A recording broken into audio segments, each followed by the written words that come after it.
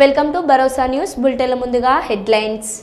మహాన్యూస్ ఆఫీస్ను పరిశీలిస్తున్న deputy CM బట్టి విక్రమార్క.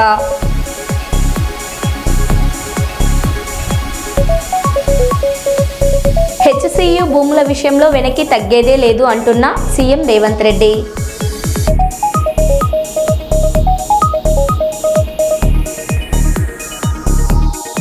అక్రమంగా తెలంగాణ భవన్ లోపలికి వెళ్లేందుకు యత్నిస్తున్న పోలీసులు.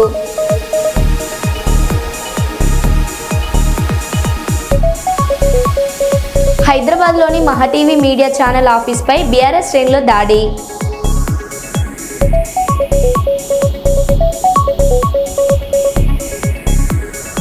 కర్నూలు జిల్లా మంత్రాలయం శ్రీ రాఘవేంద్ర స్వామి మఠంలో దళారుల దందాలకు తెర.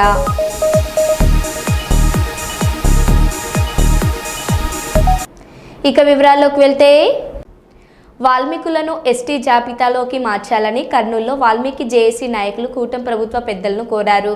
కర్నూలులోని వాల్మీకి బోయ సేవా సంస్థ కార్యాలయంలో ఎస్టీ సాధనపై వారు సమావేశం నిర్వహించారు. కర్ణాటక రాష్ట్రంలో, ఆంధ్రప్రదేశ్ రాష్ట్రంలోని కొన్ని జిల్లాలలో వాల్మీకులు ఎస్టీ జాబితాలో ఉన్నారని, ఆంధ్రప్రదేశ్ రాష్ట్రంలో 8 జిల్లాలలో మాత్రమే బీసీలుగా గుర్తించడం సరికాదని వారు తెలిపారు. ముఖ్యమంత్రి చంద్రబాబు నాయుడు గతంలో వాల్మీకులను ఎస్టీలో చేర్చేందుకు ఎంతో ప్రయత్నం చేశారని, అందుకు వారు ధన్యవాదాలు తెలిపారు. వాల్మీకుల ఐక్యత, వాల్మీకుల ఐక్యత, జై వాల్మీకి, జై వాల్మీకి, జై వాల్మీకి, ఎస్టీ పునరుద్ధరణ కోసం, ఎస్టీ పునరుద్ధరణ కోసం, ఎస్టీ పునరుద్ధరణ కోసం, జై వాల్మీకి. Thank you. ఎదురుగా ఉండే బిల్డింగు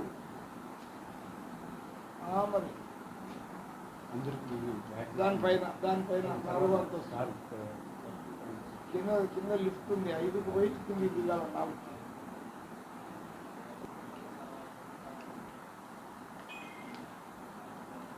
ఈనాడు మేము వాల్మీకులందరూ ఇక్కడ మీటింగ్ పెట్టుకున్నాం. ఎందుకంటేను మేము ఎంతో కాలంగా ఈ ఎస్టీ అనే ఉద్యమానికి మేము పోరాడుతూనే ఉన్నాము. మనం 1957 వరకు ఆంధ్రప్రదేశ్లో మేము షెడ్యూల్ ట్రైబ్గా ఉన్నాము.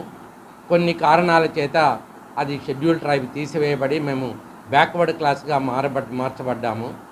కానీ ఆంధ్రలోని కొన్ని భాగాలు ఈరోజు కూడా షెడ్యూల్ ట్రైబ్గానే ఉన్నాయి. పక్కన ఉన్న కర్ణాటక రాష్ట్రం అంతా కూడా షెడ్యూల్ ట్రైబ్గానే ఉన్నది. కానీ ఈ రాయలసీమలోను తర్వాత తెలంగాణలోను మేము బ్యాక్వర్డ్ క్లాస్గా నిలబడిపోయి ఉన్నాము. ఈ సమస్యను మేము ముఖ్యమంత్రి నారా చంద్రబాబు నాయుడు గారి దృష్టికి తీసుకెళ్తే ఆయన అసెంబ్లీలో దీనిని ప్రవేశపెట్టి సెంట్రల్ గవర్నమెంట్కి పంపించడం జరిగినది. దానిలో కొన్ని ఏవో లోపాలు ఉన్నాయని చెప్పి మళ్ళా సెంట్రల్ గవర్నమెంట్ మన అమరావతికి ఫైలు పంపించడం జరిగినది. ఈ సందర్భంలో మన నవ్యాంధ్ర నిర్మాత అయిన శ్రీ నారా చంద్రబాబు నాయుడు గారికి మీ ముందుగా నేను తెలియజేయడం ఏమనగా, మాకు ఇక్కడ ఉన్న ప్రాంతీయ వ్యత్యాసం తొలగించి మమ్మల్ని అందరినీ కూడా ఎస్టీలో చేర్చవలసిందిగా మేము సవినయంగా కోరుతున్నాము. మాకు ఒక కులవృత్తి అంటూ లేదు. మా వాళ్ళు చాలా అనాథులుగా గ్రామీణ ప్రజలు ఎంతో కష్టాల్లో పడి ఉన్నారు. వీళ్ళందరికీ ఒకేక మార్గం ఏమిటంటేను షెడ్యూల్ ట్రైబ్గా మార్చడమేను. ఇది ఎంతో దూరం తీసుకుని వెళ్ళారు చంద్రబాబు నాయుడు గారు. కానీ ఇప్పుడు ఆయన పెద్ద మనసుతో మా రాయలసీమలో ఉన్న ప్రజలందరికీను, తెలంగాణలో ఉన్న ప్రజలందరికీను, ఈ రాష్ట్రంలో ఉన్న ప్రజలందరికీ నారా చంద్రబాబు నాయుడు గారు, నారా లోకేష్ గారు, పవన్ కళ్యాణ్ గారు, వీరు ముగ్గురు త్రిమూర్తులు మా వాల్మీకి సంఘాన్ని అంతా కూడా ఒక పునరుద్ధరణ సందర్భంలో వీళ్ళందరూ మాకు సహాయపడాలని, ఈ విధంగా మీరు చేద్దాం. మీరందరూ ఓకే కరెక్ట్, మీరంతా ముందుకెళ్ళండి, సార్కి మాకు ముందుకు పోండి అని చెప్తే మేము దీన్ని పోయేదానికి సాయశక్తులా ప్రయత్నిస్తాం. తప్పకుండా మనం ఎస్టీ సాధిస్తాం కూడా. ఇప్పుడు ఏమంటే ఎవరు అడగరు, ఇప్పుడు అడిగితే అమ్మన్న అన్నం పెట్టదు. అట్లా మనం పాటికి మనం ఊకే ఉంటే ఎవరు అడగరు కదా. వాళ్ళు రాజకీయ నాయకులు ఉన్నా కూడా వాళ్ళకు మన సపోర్ట్ ఉంటేనే వాళ్ళు పోయి అడుగుతారు. సరేలే అంటే వచ్చేస్తారు వాళ్ళు, అంతే. మనమంతా కూడా ఎక్కడ అని మనమంతా కూడా మాట్లాడినప్పుడు ఒక సమావేశాలు చేసుకొని మాట్లాడినప్పుడు ఇది అవుతుంది ఏమి కాబట్టి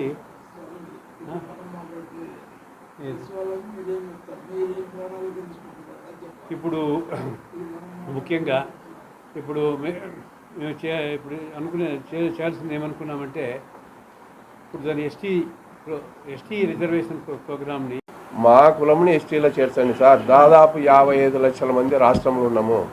ఇక్కడ దాదాపు మన ఆంధ్రప్రదేశ్లో అంతా ఉన్నప్పుడు మేము ప్రతి ఒక్కరి అందరూ మన కనీసము ఎలాంటి పార్టీ విభేదాలు కులము మతం అనకుండా అందరూ ఒకే తాటి మీద వాల్మీకులంతా ఒకే తాటి మీదకి వచ్చి మీకు ఓటేసినాం సార్. కాబట్టి మా కులంని ఎస్టీలో చేర్చండి అని నేను శ్రీ గౌరవనీయులు నారా చంద్రబాబు నాయుడు గారిని మరియు లోకేష్ బాబు గారిని పురేందరేశ్వరి మేడంని పవన్ కళ్యాణ్ని అందరికి విన్నవించడం అనేది మెమోరాండం ఇచ్చినాం సార్. నా పేరు బేతం కృష్ణుడు.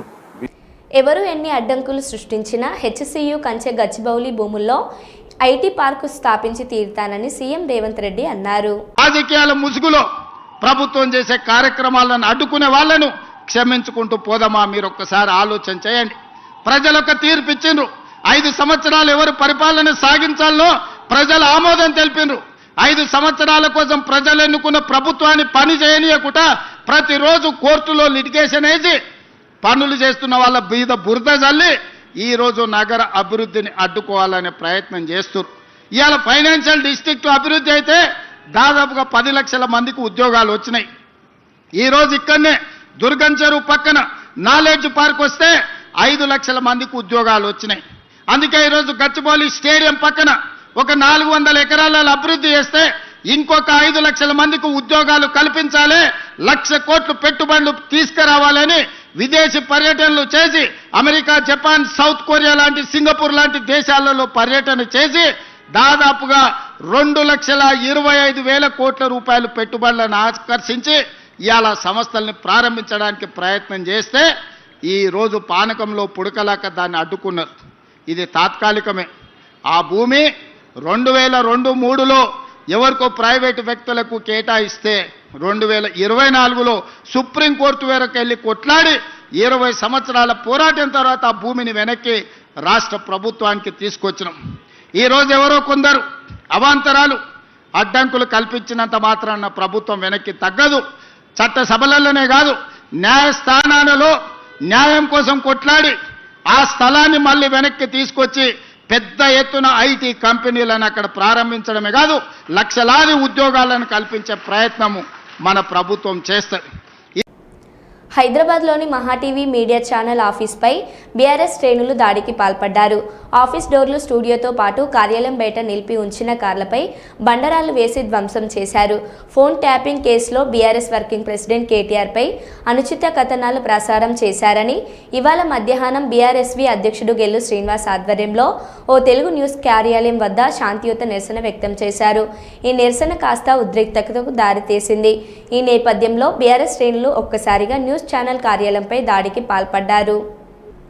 పత్తికొండ నియోజకవర్గ అధ్యక్షులు చక్కరాళ్ల మునినాయుడు బీటీ పవన్ మాట్లాడుతూ కూటమి ప్రభుత్వం అధికారంలోకి వచ్చిన సూపర్ 6 ఎన్నికల హామీలలో భాగంగా స్కూల్కు వెళ్లే ప్రతి విద్యార్థికి 15,000 రూపాయలు తల్లి అకౌంట్లో వేయడం జరిగిందని, రాష్ట్రంలో 10,000 కోట్ల రూపాయలు 64 లక్షల మందికి విద్యార్థులకు ఇవ్వడం జరిగిందని, అందుకు కృతజ్ఞతగా ముఖ్యమంత్రి నారా చంద్రబాబు నాయుడు, ఉప ముఖ్యమంత్రి పవన్ కళ్యాణ్, విద్యాశాఖ మంత్రి నారా లోకేష్ మరియు పత్తికొండ శాసనసభ్యులు కేఈ శ్యామ్ కుమార్ చిత్రపటానికి కృతజ్ఞతగా లబ్ధిదారులు అయిన విద్యార్థులతో 4 స్తంభాల మండపం దగ్గర పాలాభిషేకం చేయడం జరిగింది. ఈ కార్యక్రమంలో పాల్గొన్న వారు వినయ్, శరత్, రవీంద్ర, రామాంజీ, సోము తదితరులు పాల్గొన్నారు.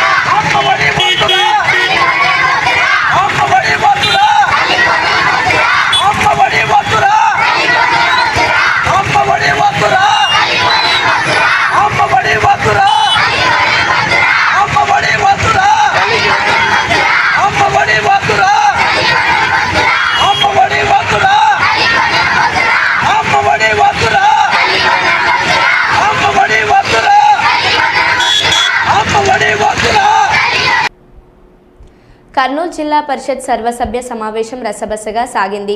జిల్లా పరిషత్ చైర్మన్ పాపిరెడ్డి అధ్యక్షతన జరిగిన ఈ సమావేశంలో మంత్రి టీజీ భరత్, ఉమ్మడి కర్నూలు, నంద్యాల జిల్లాల కలెక్టర్లు రంజిత్ బాషా, రాజకుమారి గనియా, ఎమ్మెల్యేలు భూమా అఖిలప్రియ, డాక్టర్ పార్థసారథి పాల్గొన్నారు. ఈ సమావేశంలో విద్య, వైద్యం, పారిశుద్ధ్యం సమస్యలపై చర్చించారు. వైసీపీ ప్రజాప్రతినిధులు తమను అధికార సమావేశాలకు పిలవడం లేదని సభ దృష్టికి తీసుకుని వచ్చారు.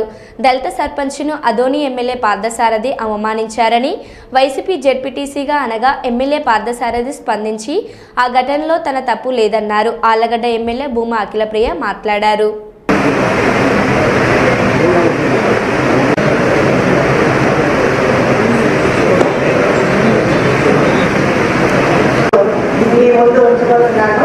ముఖ్యంగా మనకి కర్నూలు జిల్లాలో వర్షపాతము మనకి యాన్యువల్ నార్మల్ సర్వసభ సమావేశంలో ఆంధ్రప్రదేశ్ పంచాయతీరాజ్ చట్టం 1994 నందలి సెక్షన్ 187(1) కింద ఏర్పాటు ఇవన్నీ వెళ్ళడం జరిగింది. అక్కడి నుంచి కింది వరకు ఎంక్వైరీ చేసి అన్ని రిపోర్ట్లు కూడా ఈ రోజు నేను సేకరించడం జరిగింది. ఇప్పుడు ఏమవుతుందంటే ఈ కేసీ కెనాల్ ఏదైతే బుక్ చేశారో అసెంబ్లీ మొదలవుతున్నగా నాకు రిప్లై వస్తుంది, ఏదైనా మీటింగ్కి నేను వస్తున్నానగా నాకు రిప్లై వస్తుంది. అంతేగాని ఇంతవరకు సంవత్సరం అవుతుంది, అసెంబ్లీలో దీని గురించి 3 సార్లు మాట్లాడినాను. ఇంతవరకు ఆ శిల్పా వెంచర్ ఎవరైతే వేశారో వాళ్ళ మీద ఒక యాక్షన్ కూడా తీసుకోలేదు. నేను ఇవన్నీ కూడా నేను కలెక్టర్ గారితో కూడా మాట్లాడాను. తను కూడా వెంటనే స్పందించి నాకు అన్ని విధాలుగా ఎంక్వైరీ చేయించమని కింద వరకు ఆదేశాలు ఇవ్వడం జరిగింది. అన్ఫార్చునేట్ గా మా జిల్లా మంత్రులు రాలేదు, కానీ మంత్రి గారు ఉన్నారు కాబట్టి కలెక్టర్ కూడా మేము ఒకటే తెలియజేసుకుంటున్నాం. ఇది ఏదైతే వెంచర్ ఉందో సీఎం ఆఫీస్ నుంచి టేక్ సివియర్ యాక్షన్. అంటే ఎటువంటి వాళ్ళ మీద, కేవలం వెంచర్ వేసే వాళ్ళ మీద కాదు, స్పెక్టేటర్స్ గా ఉండిపోయిన వాళ్ళు, అంటే అధికారులు ఎవరైతే చూస్తూ ఉండిపోయి ఎటువంటి యాక్షన్ తీసుకోవాలో దీన్ని అడ్డుకోలేదో వాళ్ళ మీద కూడా యాక్షన్ తీసుకోండి అని చెప్పి సీఎం ఆఫీస్ నుంచి రావడం జరిగింది.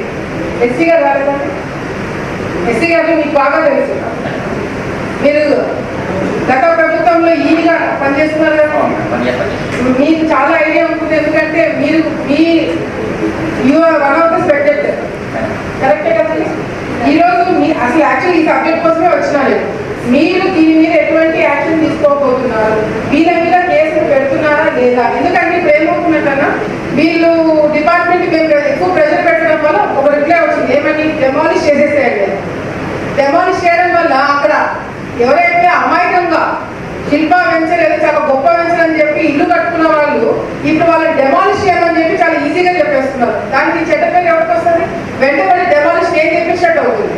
మేము అడిగేది ఏంటంటే they have to pay compensation as per supreme court orders ప్రకారంగా కూడా ఎవరైతే ఈ విధంగా వెంచర్ వేసి ఇచ్చేసారో వాళ్ళు కాంపెన్సేషన్ కట్టించమని చెప్పి సుప్రీం కోర్ట్ ఆర్డర్స్ ఉంది. ఫస్ట్ ఎయిడ్ వరకు ఇవ్వడం జరుగుతుంది అండి. అక్కడ లేదు మేడం, లేదు చూసి ఇదో గవర్నమెంట్ కలెక్టర్ వాళ్ళకి అధికారస్తులకి కింద అధికారస్తులకి ఏం జరుగుతుంది టాప్ 10,000 జనాలు ఉన్నారు మా మండలంలో. ఒక గ్రామంలో ఒకటి ఆ గ్రామంకి సార్ ఓవరాల్ చెప్పి సార్ సేవలు. కానీ ప్రధాన సమస్య గత స్టాండింగ్ కమిటీ నుంచి చెప్తున్నాం, గత సంవత్సరం నుంచి డాక్టర్స్ చాలా జరుగుతుంది సార్. ఎందుకంటే ఇండస్ట్రియల్ కాబట్టి అక్కడ పనిచేసే స్టీల్ ప్లాంట్ ఉన్నటువంటి వర్కర్స్ ఉత్తరప్రదేశ్, బీహార్, మధ్యప్రదేశ్ నుంచి, తర్వాత సోలార్ ఇటువంటి చోట్ల పనిచేసే కార్మికులంతా నైట్ టైం తాగి వచ్చి అక్కడ పోలీస్ స్టేషన్ దగ్గరలో ఉన్న కూడా కొద్దిగా ఇబ్బందిగా ఉంటుంది. అక్కడ హాస్పిటల్లోనే చేయడానికి అవకాశం ఉంటుంది సార్. ఎందుకంటే నైట్ టైం కూడా ట్రీట్ చేస్తున్న డాక్టర్స్ వాళ్ళ భాష వీళ్ళకి అర్థం కాదు, వీళ్ళ భాష వాళ్ళకి అర్థం కాక చాలాసార్లు కొట్టాడి పోలీస్ స్టేషన్ పోయినటువంటి పరిస్థితి. కాబట్టి దీన్ని ఇంతవరకు సిబ్బంది అంటే పారిశుద్ధ్య సిబ్బందిని కేటాయించలేదు. అలాగే మిషన్ కూడా ఏర్పాటు చేయకపోవడం చాలా దురదృష్టకరం. ఎందుకంటే హాస్పిటల్లో ఈసీజీ ఉంది, స్కానింగ్ లేదు. కేవలం స్కానింగ్ అది మొత్తంలో కన్నులు పంపించడం జరుగుతుంది పేషెంట్. మరి అదొక్క పరికరాన్ని సభకు నమస్కారం అండి. నేను డీసీ పూర్వకంలో మీరు చెప్పినట్టు చాలా మంది నైట్ టైం డ్రింక్ చేసి వస్తారు. ఇక్కడ ప్రాబ్లం ఏంటంటే అవుట్ పోస్ట్ పెట్టమని మేము ప్రపోజల్ పెట్టాము. మరి ఎందుకు పంపించారా? ఎవరు పంపించారు మీకు? హెచ్డిఎస్ కంపెనీ ద్వారా మేము హైదరాబాద్లో మహా టీవీ కార్యాలయంపై బీఆర్ఎస్ నాయకులు చేసిన దాడిని నిరసిస్తూ మైబాద్లో జర్నలిస్టుల నిరసన. దాడిని తీవ్రంగా ఖండించిన టీయూడబ్ల్యూజే మైబాద్ జిల్లా అధ్యక్షులు సిహెచ్ శ్రీనివాస్. ఖండించండి మహా టీవీ ఆఫీస్పై అక్రమ దాడిని, ఖండించండి పత్రికా స్వేచ్ఛను కాపాడండి, పత్రికా స్వేచ్ఛను. ప్రజాస్వామ్య వ్యవస్థలో 4వ స్తంభం లాంటి పత్రికా రంగం పైన దాడులు చేయడాన్ని మేము తీవ్రంగా ఖండిస్తున్నాం. ఫోన్ ట్యాపింగ్ వ్యవహారంలో వార్తలు ప్రసారం చేస్తున్న మహా న్యూస్ పైన కక్ష సాధింపు ధోరణిలో బీఆర్ఎస్ పార్టీకి చెందిన నాయకులు గుండాల్లాగా వ్యవహరిస్తూ దాడులు చేసి ఆఫీసులో ఫర్నిచర్ను ధ్వంసం చేయడమే కాకుండా జర్నలిస్టులకు సంబంధించిన ఆఫీసుకు సంబంధించిన వాహనాలను ధ్వంసం చేయడాన్ని మేము తీవ్రంగా ఖండిస్తున్నాం.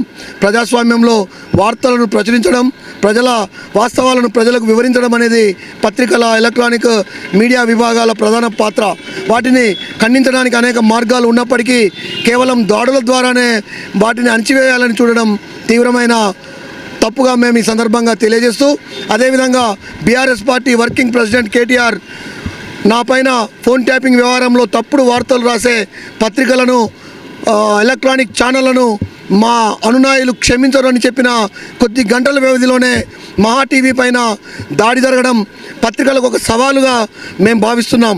జర్నలిస్టు యూనియన్లన్నీ ఐక్యమై రాష్ట్ర వ్యాప్తంగా ఉన్న జర్నలిస్టులు కూడా దీన్ని తమకు ఒక హెచ్చరికలా గుర్తించి దీనిపైన పోరాటాలకు సిద్ధం కావాలని, వెంటనే బీఆర్ఎస్ పార్టీ దీనిపైన స్పష్టమైన ప్రకటన చేసి జర్నలిస్టులకు, మీడియా రంగానికి క్షమాపణ చెప్పాలని డిమాండ్ చేస్తున్నాం. సచివాలయం ఇంజనీరింగ్ అసిస్టెంట్ల ఉద్యోగుల పట్ల రాష్ట్ర ప్రభుత్వం నిర్లక్ష్యంగా వ్యవహరిస్తుందని కర్నూలు జిల్లా సచివాలయం ఇంజనీరింగ్ అసిస్టెంట్ అధ్యక్షుడు బాలయ్య మండిపడ్డారు. ఇంజనీరింగ్ అసిస్టెంట్ ఉద్యోగులకు పని ఒత్తిడి పెంచి ఉద్యోగులను ఒత్తిడికి గురి చేస్తుందని సచివాలయం ఇంజనీరింగ్ అసిస్టెంట్ ఉద్యోగులకు ఆందోళన వ్యక్తం చేశారు. కర్నూలు నగరంలోని జిల్లా పరిషత్లో ఉన్న ఎస్ఈ కార్యాలయంలో సచివాలయం ఇంజనీరింగ్ అసిస్టెంట్ల బదిలీల ప్రక్రియ కొనసాగుతుంది. బదిలీల ప్రక్రియ రేషియో ప్రకారం నిర్వహించాలని, ప్రభుత్వాన్ని నిబంధనలను పాటించాలని వారు డిమాండ్ చేశారు.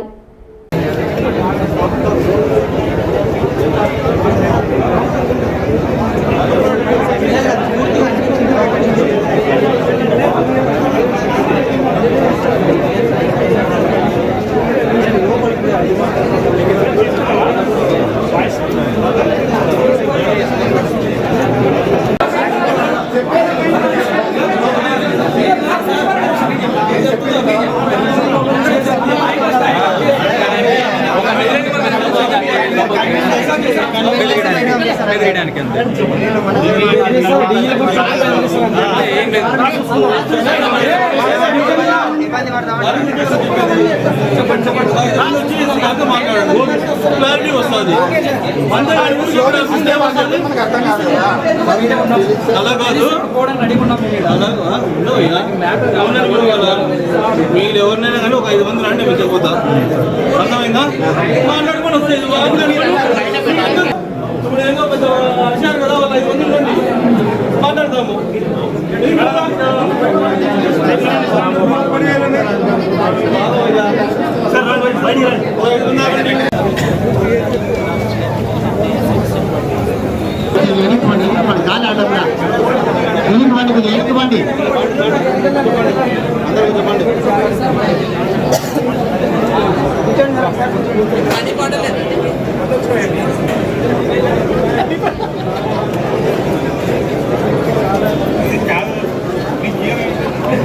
పని పాట లేదు, ఊరికొస్తారు. ఆయన 5 years కంప్లీట్ అయ్యా, ఎందుకు వచ్చింది? చేయాలంటే ఈ రేషనలైజేషన్ ప్రాసెస్ అనేది జరగాలి. First of all rationalisation process జరగాలంటే మేము ఫస్ట్ ఏమన్నామంటే మా ఇంజనీరింగ్ అసిస్టెంట్స్ దగ్గర స్టేట్ వైడ్గా 8,000 మంది ఉన్నాం, 8,00,000 మంది ఉన్నాం. వాళ్ళకి ప్రమోషన్ ఛానల్ కల్పించి ఏదైతే మినిట్స్ ఆఫ్ మీటింగ్ ఫిబ్రవరిలో జరిగిందో ఆ మినిట్స్ ఆఫ్ మీటింగ్ ప్రకారంగా మాకు యాక్చువల్లీ ఏటీఓ ప్లేస్కి వెళ్ళి ఇస్తాను అనమాట. ఏటీఓ వేయాలని కోరినాం. కానీ ఏం రేషనలైజేషన్ ప్రాసెస్ జరగకుండానే, మేము అడిగిన డిమాండ్స్ని ఇవ్వకుండానే, జేటీఓ రీటెజింగ్ చేయకుండానే ఈ రేషనలైజేషన్ ప్రాసెస్ స్టార్ట్ చేశారు. సో ఇది మాకు సచివాలయం సిబ్బంది, ఎస్పెషల్లీ ఇంజనీరింగ్ అసిస్టెంట్స్కి అయితే మేమైతే చాలా బాధాకరం. మేము చాలా హట్ అవుతున్నాము. అన్ని డిపార్ట్మెంట్ ప్రమోషన్ ఛానల్, అన్ని సచివాలయంలో ఉన్న అన్ని వ్యవస్థల్లో అన్ని డిపార్ట్మెంట్స్కి ప్రమోషన్ ఛానల్ ఇస్తారు. కానీ కేవలం ఇంజనీరింగ్ డిపార్ట్మెంట్ మాకు ఇంత గా మేము రాష్ట్ర వ్యాప్తంగా 8,700 మంది వర్క్ చేస్తున్నాము. ఆ 8,700 మందిని ఇప్పుడు దాదాపుగా 5,600కి కుదిస్తున్నారు. ఇలా కుదించడం వల్ల మాకు పని భారం చాలా ఎక్కువవుతుంది. ఆల్రెడీ ఇంజనీరింగ్ అసిస్టెంట్ అనే వాడికి విలేజ్ సెక్రటరియట్లో మిగతా వాళ్ళందరికీ ఒకటే డిపార్ట్మెంట్తోనే ఉంది. కాకపోతే ఇంజనీరింగ్ అసిస్టెంట్ అనేది ఆల్రెడీ 5 శాఖల కింద పనిచేయడం జరుగుతుంది. 5 శాఖలు కూడా డిఫరెంట్గా వర్క్ చేస్తున్నాము. అదేంటంటే పంచాయతీరాజ్ ఇంజనీరింగ్ డిపార్ట్మెంట్ కింద రోడ్లు కానీ బిల్డింగ్స్ కానీ ఇవి చేస్తున్నాము. ఆర్డబ్ల్యూఎస్ ఇంజనీరింగ్ కింద పైప్ లైన్లు వాటర్ రిసోర్స్ వర్క్స్ ఇవన్నీ చేస్తున్నాము. హౌసింగ్ డిపార్ట్మెంట్ కింద మా ప్రభుత్వం ఏదైతే ప్రెస్టీజియస్గా తీసుకున్నదో గృహ నిర్మాణాలు వాటి గురించి చేస్తున్నాము. తర్వాత గత ప్రభుత్వంలో నాడు నేడు అని ఒకటి తీసుకొచ్చింది. ఈ ప్రభుత్వంలో మనబడి మన బాధ్యత అనే అది separate department school education department కింద పనిచేస్తున్నాం. వీటితో పాటు మండల స్థాయిలో ఎవరైతే మనకి ఎంపీడీఓ గారు ఉన్నారో వాళ్ళందరితో పోల్చుకుంటే ఇంజనీరింగ్ అసిస్టెంట్కి స్పెసిఫిక్గా పని ఒత్తిడి అనేది డబుల్ ట్రిపుల్ అవుతుంది సార్. దీనివల్ల మానసికంగా ఒత్తిడికి గురై చాలామంది ఆరోగ్య సమస్యలు తెచ్చుకొని చాలా ఇబ్బందుల పాలయ్యే అవకాశం చాలా క్లియర్ కట్గా ఉంది. దీనితో పాటు మాకు ఇప్పటిదాకా మిగతా 16 మందికి ఏదైతే ఉందో వాళ్ళందరికీ ప్రమోషన్ ఛానల్ ఉంది. ఎస్పెషల్లీ ఇంజనీరింగ్ అసిస్టెంట్కి తప్ప ప్రతి ఒక్కరికి ప్రమోషన్ ఛానల్ అనేది ఉంది. ఇంజనీరింగ్ అసిస్టెంట్కి మాత్రం ప్రమోషన్ ఛానల్ లేదు. ఇప్పటిదాకా కేటగిరీ రాంగ్గా ప్లేస్ చేయడం జరిగింది. తర్వాత 2 ఇయర్స్ అయిపోయినా కూడా ఈ ట్రాన్స్ఫర్స్లో చాలా అవకతవకలు చేయడం వల్ల మేము చాలామంది ఇబ్బందులు ఫేస్ చేస్తున్నాము. దయచేసి ప్రభుత్వాన్ని మేము వేడుకునేది ఏంటంటే మా రాంగ్ కేటగిరీ ఏదైతే ప్లేస్ చేశారో దాన్ని రైట్గా చేసి ఇమ్మీడియట్గా మమ్మల్ని అందరినీ ప్రతి డిపార్ట్మెంట్ వైజ్గా స్ప్లిట్ చేసి ప్రమోషన్ ఛానల్ కనిపించాలని ఈ మీడియా ముఖంగా తెలియజేయడం జరిగింది సార్. Thank you sir. దయచేసి నన్ను రెచ్చగొట్టకండి. నా బలమేంటో భారతదేశంలో అందరికీ తెలుసు. ఇంకా నా బాడీలో 4 బుల్లెట్లు ఉన్నాయని కొండమురళి అన్నారు. జరిగింది పొంగులేటిని టార్గెట్ చేస్తూ ఒక అంశాన్ని ప్రస్తావించారు. ఆయన అలా మామ రాజకీయాల్లో లేకుండా నేను చేశాను కాబట్టి ఇప్పుడు మమ్మల్ని ఇబ్బంది కొండమురళి అంత బలహీనుడా? పొంగులేటి ఫోర్స్ చేస్తే కొండమురళి రాజకీయంగా ఇబ్బంది పడేంత బలహీనుడా? నేను బలం ఎంత ఉన్నా అనేది మీకు తెలుసు, ఇలా ప్రజలకు తెలుసు, భారతదేశంలో ఉన్న ప్రతి ఒక్కరికి తెలుసు. దయచేసి నన్ను రెచ్చగొట్టకండి. నేను మొదలే చెప్తున్నా, నేను బలహీనుని కాదు, సాగుకు భయపడా. ఇంకా 4 బుల్లెట్లు ఉన్నాయి నా దాంట్లో. నేను అందుకే కొంచెం నీడకు వస్తారా అని అడిగినా. లేదు మేము మా మీడియా ఆయన ఇన్ఛార్జ్ చెప్పడం జరిగింది, అక్కనే పెట్టిండ్లన్నా ఎండైనా మీరు రండి అని. మహా టీవీ దాడి కేసులో టూరిజం కార్పొరేషన్ మాజీ చైర్మన్ గెల్లు శ్రీనివాస్ను పోలీసులు అరెస్ట్ చేశారు. మహా న్యూస్ ఆఫీస్ను పరిశీలిస్తున్న డిప్యూటీ సీఎం భట్టి విక్రమార్క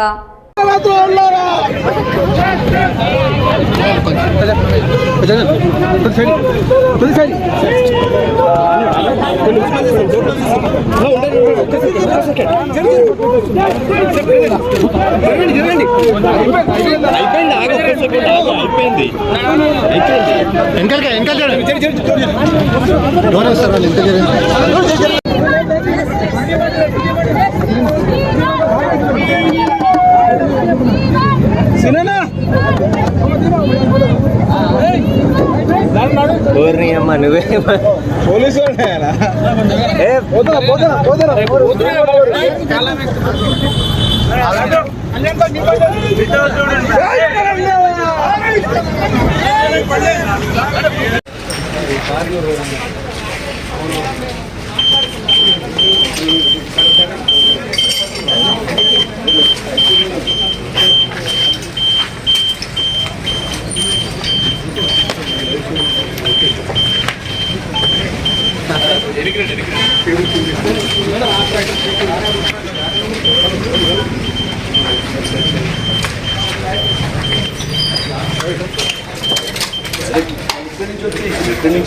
కొట్టుకుంటా పైకి వచ్చింది. ఈ కుండీలు కూడా తీసి వాటితో పగల కొట్టారు, వెనక కొట్టారు.